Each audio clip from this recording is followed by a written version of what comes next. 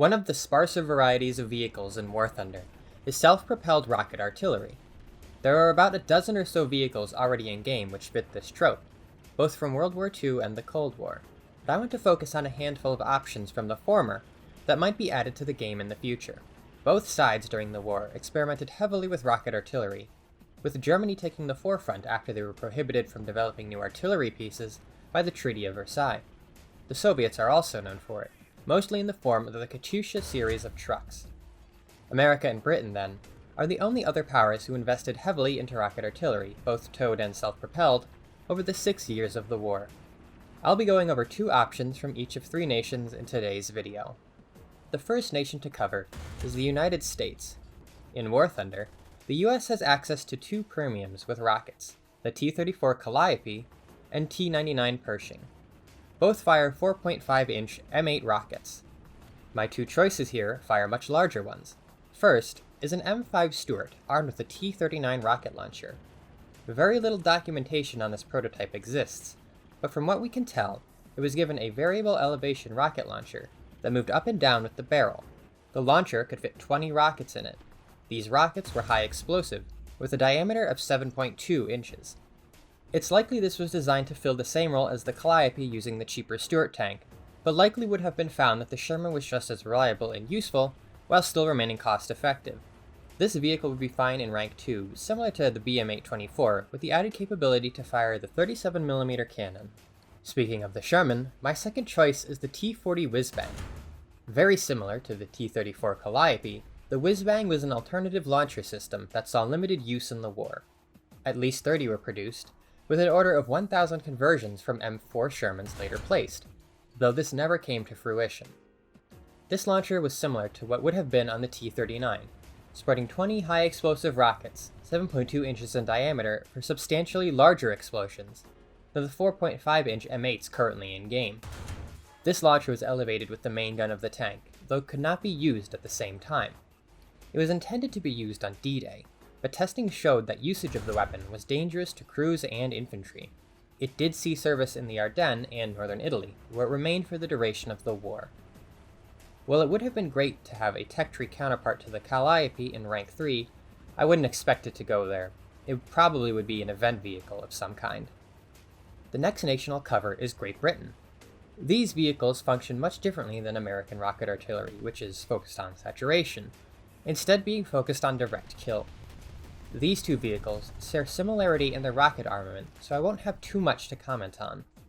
The first is a variant of the Staghound armored car, which I covered in a much earlier video. A rarely seen prototype was armed with 2 pairs of RP-3s, commonly referred to as tulips on armored vehicles, which were mounted on the turret. As with the existing Cromwell RP-3, these rockets were mounted at a fixed angle, preventing the crew from aiming them upwards or downwards, and having to rely on hitting targets at a near-flat angle. Another variant seemed to mount 2 sets of 4 rockets on the turrets in a different housing, which could be elevated with the barrel.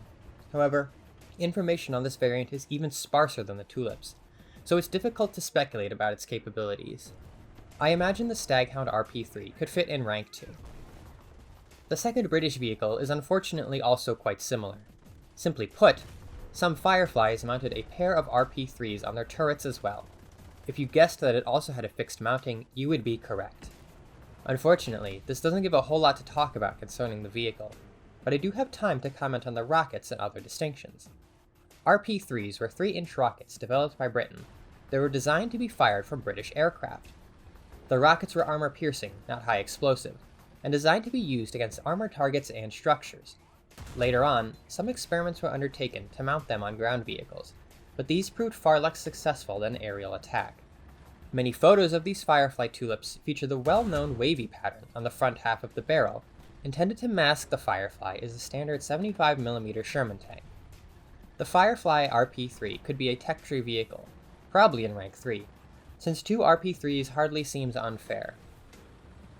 Finally, I have 2 again similar German vehicles, who focus on extremely high explosive rockets rather than saturation or armor piercing. For those of you familiar with the Walking Stuka, you can probably guess where this is going. For reference, the Walking Stuka was a German half-track armed with 6 launch tubes for a variety of rockets. ranging from 28 and 30cm high explosives to 32cm incendiary rockets. These were fired at a variable, but usually high, angle, and could unleash a devastating explosion wherever they hit. These took a long time to reload, however. While I am too skeptical of the 6-tube half-track to advocate for it, a less commonly seen version may have more weight.